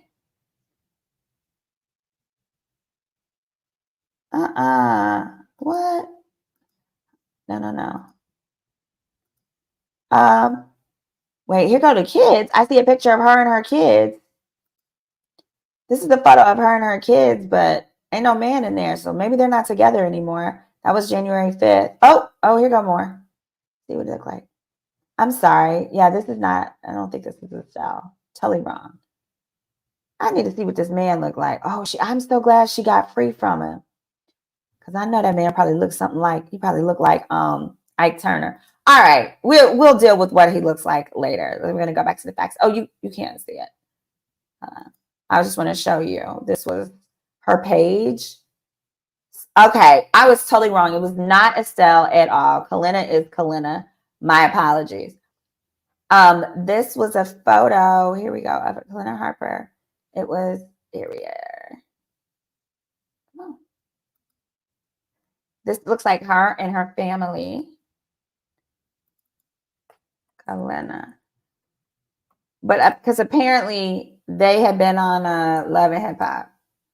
And I guess he didn't. Nobody cares this man. What does this man look like? Oh, he's not too Ikey. But he looked like he'll take that chain off and whip you with it. Oh, that's unfortunate. All right, back to the show. Back to the thing. There we go. Same person. It is the same person. Okay, y'all tell me. Yes, she is not Estelle. Apologies. So I got that clarified. All right, we're almost wrapping up here. So it says, on their last night in 96, in or around 2010, Miss Richards, Miss Harper, and Miss Ventura were in Mr. Combs' LA home when Mr. Combs stated, "I want to gift you fake titties for Christmas." Mr. Combs reached out and cupped Miss Richards' boobs without her permission and stated, "You're an A. I'm thinking a D." Miss Richard recoiled in shock and left the room. Throughout the above-mentioned time period, when Miss Richard resisted his advances, Mr. Combs retaliated by denying her singing parts in songs, removing her from songs, refusing to allow her to sing in performances, and turning her mic off during performances. What? How cruel. The more Miss Richard rebuffed his advances, the more his retaliatory behavior continued. He assaulted and falsely imprisoned her, y'all. In or around December 2010, Diddy was preparing for an upcoming performance on SNL. As usual, rehearsals lasted for days without the opportunity to eat or rest, and the rehearsal schedule was unpredictable. After wanting, basically, there's only 2 more pages. After waiting all day for Mr. Combs to call or send a car, Miss Richard received a phone call from Mr. Combs demanding, "Where the F are you, bees? You bees don't want this. Y'all don't deserve to have someone pick you up. Get a cab." Miss Richard and Miss Harper immediately took a taxi to Sir Studios in New York, and they were anxious because he sounded enraged. Upon their arrival at Sir Studios, Mr. Combs and Harvey Pierre were waiting for them in the lobby. Mr. Combs screamed obscenities at them. "Where the F were you, bees? You bees don't want to win. You don't want this. I am so tired of y'all." Miss Richard noticed that people in the lobby were reacting to his tirade. Embarrassed, Miss Richard asked Mr. Combs to stop swearing and calling them bees in front of people. Mr. Combs' facial expression shifted as he stepped towards Miss Richard, raised his arm, and swung his fist towards her face. Believing that Mr. Combs was going to hit her, she braced for the impact. Before Mr. Combs could strike her, Mr. Combs' bodyguard grabbed her, escorted her out of the studio, and forced her into the Bad Boy Records Bentley that was parked outside. Miss Harper ran after Miss Richard, and Mr. Combs' bodyguard closed and locked the Bentley's doors with both of them inside. Inside the vehicle, Miss Richard realized there were no interior door handles and that they were locked inside with no way to escape. Miss Richard's belongings were in the studio, but she was able to call her father from Miss Harper's cell phone. I was wondering where her dad was. If her dad was anything like mine, she said, "I can't tell my dad because he'll come up missing and so will daddy." Because Diddy has that ability. Miss Richard relayed to her father what had happened and that she needed help and feared she would go missing. Moments later, Mr. Combs' bodyguard removed only Miss Harper from the Bentley, leaving Miss Richard locked in the car for over 2 hours. Let me tell you something. If I had been locked in that car for over 2 hours, I would pray to God, and with all my might, I would do my best to try and poo and smear that ish everywhere. I let them fucking know I am crazy. I am insane. And you want to F with me? Oh, I'm going to ish on you. I'm going to shit on you. Oh, it would be everywhere. Oh, you want to tussle with me?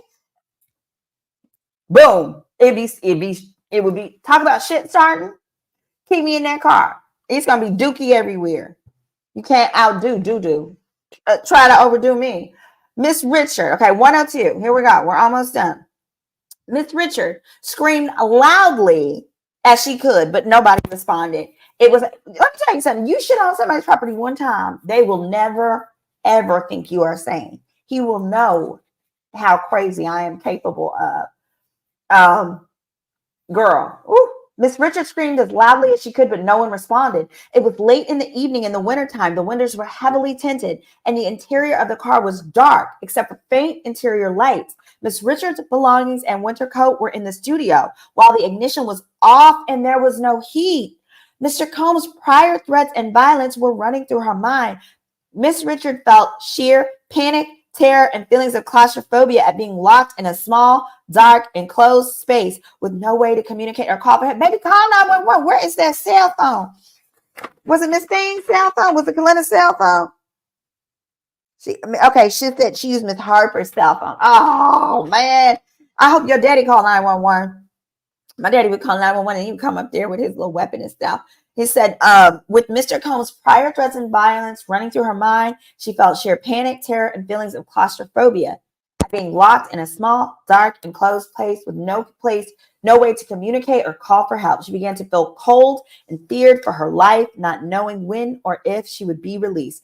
Miss Richard's father drove to New York from Baltimore and arrived at the studio. Oh, Daddy saving the day. Oh my gosh, Mr. Richard. Mr. Richard, thank you for coming through, Dad.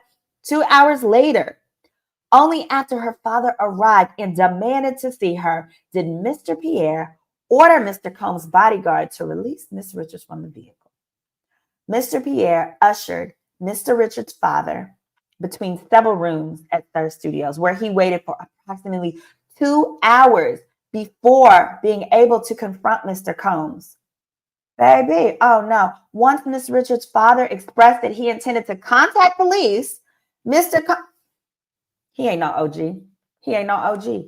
You don't tell nobody you calling the police in their face because they could take your life. No, baby, you can't do that. He said once he expressed he intended to call the police, Mr. Combs warned him to think about your family and think about your daughter's career. Her father appeared visibly frightened by Mr. Combs' threats and actions. Girl, how would you know you weren't there? Which in turn made Miss Richard, she did see her dad. Okay. Well, I don't know. Which in turn made Miss Richard feel terrified for herself and her family's safety. Wait a minute. It said he released, but it says, wait.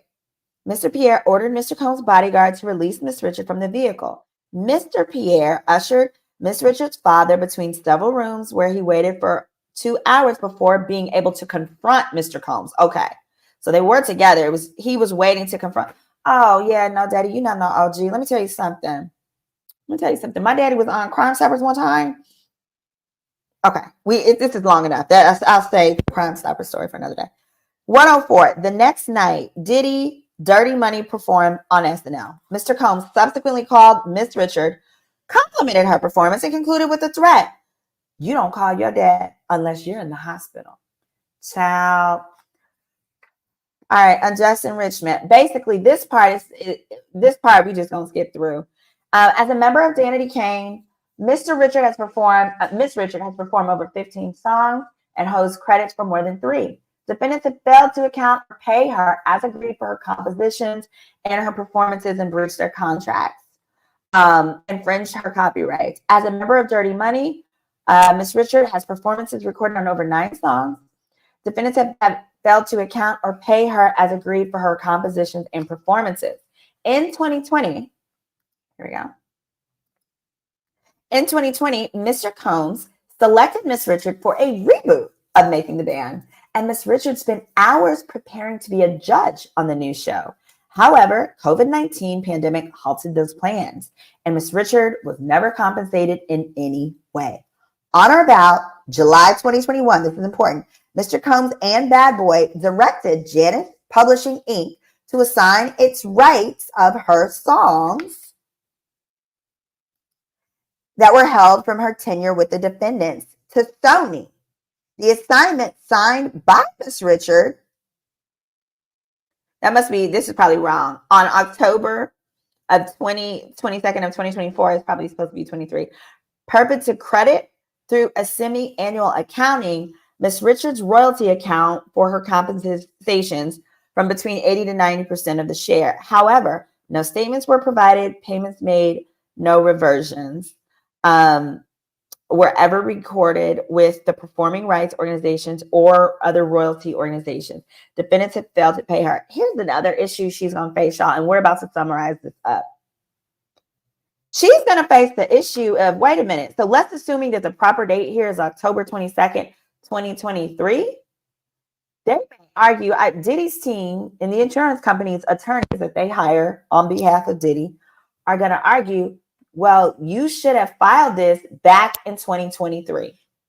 If you were signing contracts why were you signing contracts and doing all of this stuff? Now, granted, this was before Kathy, but I'm just saying that's probably going to be their argument.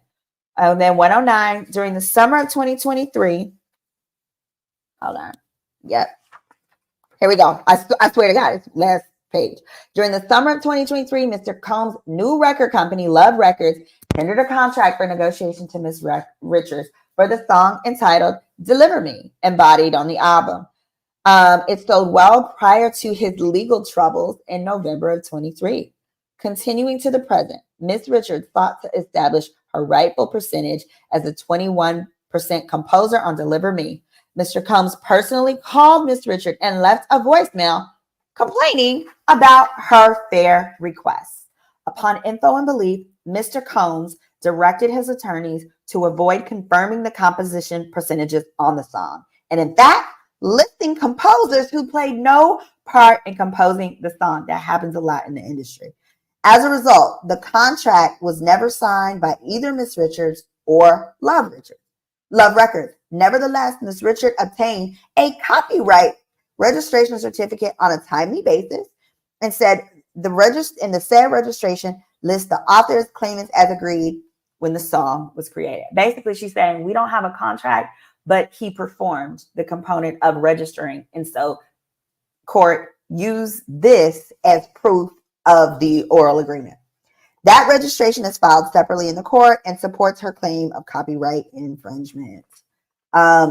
Defendant Love Records and Mr. Combs infringed her copyrights in the composition of Deliver Me by releasing it without her permission or without giving her compensation. Damages as a result of the acts and the conduct complained of. We ain't doing all 55 pages, y'all. We about to wrap and summarize this. But hit that like, y'all. Hit that cash app of the missredwine.com because they never monetize this because this is too harrowing. As a result of the acts and conduct complained of herein, Miss Richards had suffered and will continue to suffer the loss of income, wages, benefits, royalties, promotional fees, touring fees, and other compensation. Miss Richards has also suffered, among other things, future pecuniary losses, emotional pain, suffering, inconvenience, loss of life, post-traumatic stress disorder, I believe that, anxiety disorder, insomnia, panic attacks, and other non-pecuniary losses, entitling her to an award of compensatory, punitive, injunctive, and declaratory relief, attorney's fees and costs, and other remedies as the court can deem appropriate. Now, it goes then into breaking down like the first cause is under the Gender Motivated Crimes Act, as we discussed. But here's just what I want you to see. 120 is important. And this, I believe, is where if she loses, here's why. So in summation, looking at paragraph 120, it says, so this is saying pursuant to the code, blah, blah, blah.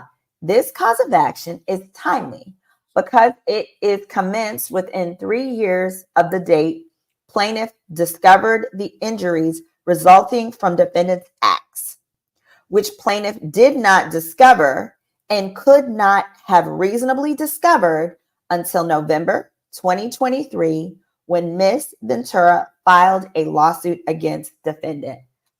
That's really not true. That's not true. To say she did not discover her own injuries until the defendants, and that she could not have discovered her own injuries until November 2023. Well, her injuries were PTSD. What it just said in the other paragraph. Her injuries are emotional pain, suffering, PTSD, anxiety, insomnia, panic attacks. She had already been suffering those things. She had been suffering those things since it happened. Now, some people are going to beat me up. I'm not saying this is what I want to be the ruling. No, I want Dawn to get justice. I'm telling you legally, as an attorney, this is going to be the obstacle. If she is going to have to be able to show that she did not discover her damages and could not have reasonably discovered them prior to Cassie coming out. When Diddy's team is going to argue, no, she could have discovered them. She said she had them way back when. She just didn't come out till she saw somebody else got some money. Then she wanted to come get some money too. And the law specifically says you cannot do that. You got to file within your statute of limitations. The other thing I thought about y'all was I was worried that this was going to be a Tyrone Blackburn petition that was going to be full of all kind of weird shit. Luckily, it's not, okay? Because Tyrone, I'm not going to talk bad about another lawyer. He has his own style. But I don't believe that style is effective. And we see there's not been any progress with Little Rod's case there. Here, my first question, though, she went with Lisa Bloom. So the attorney here is Lisa Bloom. Lisa Bloom is a big deal because Gloria Allred is her mother, who is like literally she's the Johnny Cochran of women's rights as attorneys, okay? She is the Johnny Cochran. Ooh, I know, babe. I'm going to get rid of it in a minute. We're almost done. Yeah. I know. My husband's waiting for me, allegedly. Talking to my homegirl whose house I'm at. Gloria Allred is the Johnny Cochran, right, of women's rights law. Gloria Allred is the mother of Lisa Bloom. Lisa Bloom is Dawn's lawyer. That's great. That's going in her favor.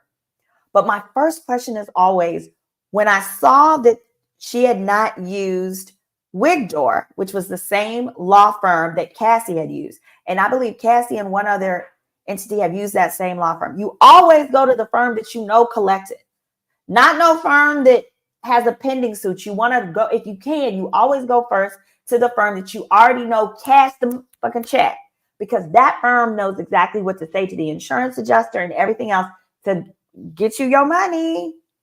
Here, I was like, okay, why didn't she go to Wierd, or why didn't Wierd want the case? My guess is going to be, my educated hypothesis is they probably declined the case due to the statute of limitations issue that I'm talking about right here. Because remember, they filed for Cassie like November 16th.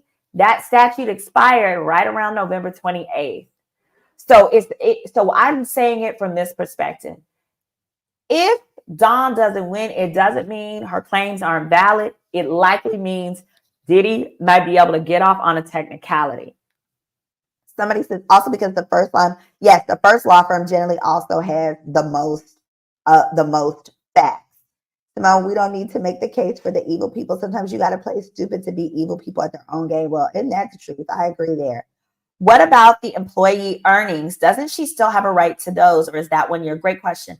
I don't know. Somebody said Lisa is the female version of Tyrone Blackburn. She could be. Great question. So whatever the time frame is for a lawsuit on unpaid earnings, that would be the time period for that. And from these documents that we see here, it looks like all of that ended around, 2010, 2012. Like all of that, it looks like was like a decade before. Let me see, the last event that she talked about, that was, she signed some contracts and stuff. That's a little bit different. It was 2012 with her tenure with him. But so her biggest claim that she has a chance of winning on is going to be the copyright infringement stuff. Because since copyright infringement is what's called a continuing harm, she has the chance to get money for that, because as long as they're not paying him, so basically that's how come people can come and make a copyright infringement lawsuit 50 years, 30 years, whatever, 30 years after a song was initially created, because they're able to go back a certain window. You can't generally go back the whole 30 years, but you can go back a certain frame. All right, I want to take a few more questions before we go. But I wanted to make sure that, you guys saw that the statute of limitations is gone. Screw her up. And then also here, for the S offenses, here we are. Here in 151, it says, pursuant to this statute, so this is basically when she's claiming trafficking. She's actually claiming S trafficking because she was an employee. He would make her travel to different cities, lock her up, not pay her those, not feed her, those things. Under the statute, it states 151, the suspension of the statute of limitations due to estoppel applies to all other related claims arising out of this situation, including the gender motivated stuff. So basically what she's saying is, hey, Your Honor, because he trafficked her, you should suspend the statute of limitations. Again, that's probably going to be a strong argument. We're going to have to stay tuned. Of course, we want justice for everyone. But let me just go over my notes real quick to see if there was anything else. Yeah, I was so glad to see she did not have a Gmail lawyer. She's got Lisa Bloom. These employment lawyers, if she can get past the statute of limitations issue, especially on the employment law claim, she's going to be able to get an insurance settlement that's going to be quick. If she can't get her money from an insurance policy, she's screwed from the sense that Diddy is owing everybody money and everyone's going to have to get in line. The best bet of how to get paid is going to be seizing stuff like Spotify money, Apple Play money, those kind of things. But it's going to take years and years and years. Years and years. Alicia said she was dating him as well. Oh, I don't know who you're talking Yep, thank you. And again, all right, I'm gonna get ready to get out of here. I gotta go find a husband. But don't forget, you can book a consultation with me at SimoneRedwine.com. $149 for 30-minute consultation. I do take and advise on cases across the nation. Let me know what aspects of this you guys want to do more of and any other cases you want me to cover in the comments. Thank you again. And no, I won't be on Al's show tonight. Definitely go support though. I can't go because I have to go find a husband. Bye guys. Love you. Attorney Simone, your legal bestie.